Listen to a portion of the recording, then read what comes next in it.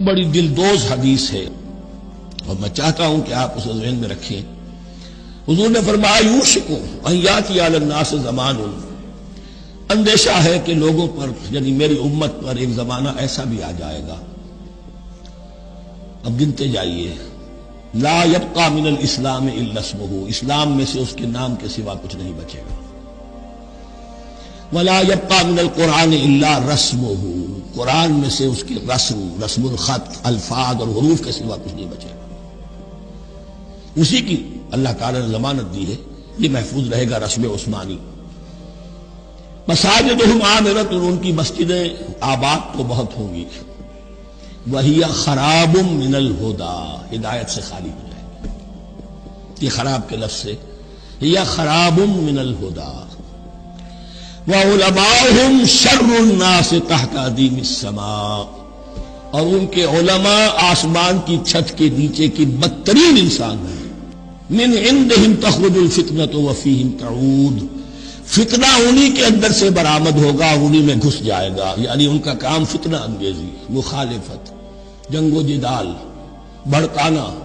اپنے اپنے فرقے کے لوگوں کے جذبات کو بھڑکاتے رہنا اور مسلمانوں کے اندر اختلافات کو ہوا دینا،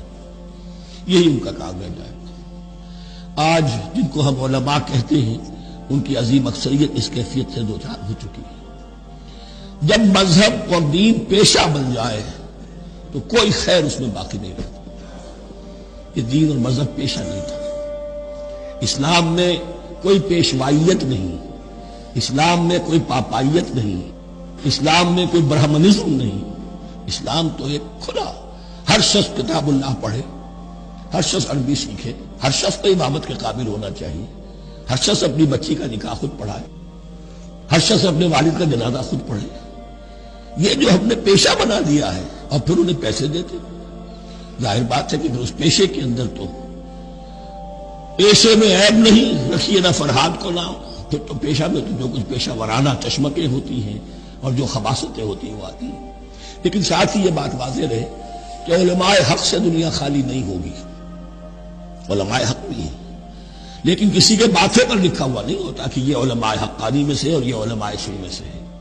باقی یہ صحیح بات ہے کہ اکثریت ادھر جا چکی ہے، ورنہ امت کا بیڑا غرق نہ ہوتا، سیدھی سیدھی بات، یہ بیڑا غرق ہوا ہے تو آخر کوئی سبب ہے۔ حق کی تلوار بڑی ننگی ہے، اور یہاں اللہ کا عدل یہ فرد سے فرد تک بدلتا نہیں ہے، نہ امت سے امت کی طرف بدلے گا، قوم اور کسی اور قوم سے ایک معاملہ، کسی دوسری قوم سے کوئی اور معاملہ نہیں، اللہ کے اصول ہیں، اللہ کے قوانین ہیں، اس کی فطرت ہے، فطرت اللہ التی فطر الناس علیہا، پھر یہ کہ اس کی سنت ہے، لن تجد لسنت اللہ تحویلا ولن تجد لسنت اللہ تبدیلا۔ وہ لوگ کہ جنہیں ہم کتاب دیتے ہیں وہ اس کی تلاوت کرتے ہیں جیسا کہ اس کی تلاوت کا حق ہے۔ اس پر میں نے اپنے کتاب سے میں بحث کی ہے، تلاوت کا اصل حق کیا ہے۔ مسلمانوں پر قرآن مجید کے حقوق نامی کتاب ہے، لیکن ایک بات جان لیجئے کہ تلاوت کا لفظ جو قرآن کے لیے قرآن نے اختیار کیا یہ بڑا ذو معنیین ہے۔ تلا یتلو ہم اسے بھی کہتے ہیں پڑھنا، اور تلا یتلو کسی کے پیچھے پیچھے چلنے کو کہتے ہیں۔ والشمس وضحاها والقمر اذا تلاها، سورج کے بعد پیچھے آتا ہے چاند۔ تو یتلو کے معنی کیا ہے؟ when you are reading the book you are following the text۔ بعض لوگوں کو دیکھا ہوگا انگلیوں کی چلتی ہے ساتھ ساتھ، وہ بیچارے زیادہ ماہر نہیں ہے تو تاکہ نگاہ ادھر سے ادھر نہ ہو جائے، ایک سطح سے دوسری سطح پر نہ پہنچ جائے، انگلی بھی ساتھ ساتھ پھیرتے ہیں، تو فالوئنگ دی ٹیکسٹ۔ لیکن اس تلاوت کا اصل حق کیا ہوگا؟ جب آپ اس کتاب کو فالو کریں، اسے اپنا امام بنائیں، اس کے پیچھے چلیں، اس کا اتباع کریں، اس کی پیروی کریں، جس کی کہ دعا ہم کرتے ہیں وَاجْعَلْهُ لَنَا إِمَامًا وَنُورًا وَهُدًى وَرَحْمَةً،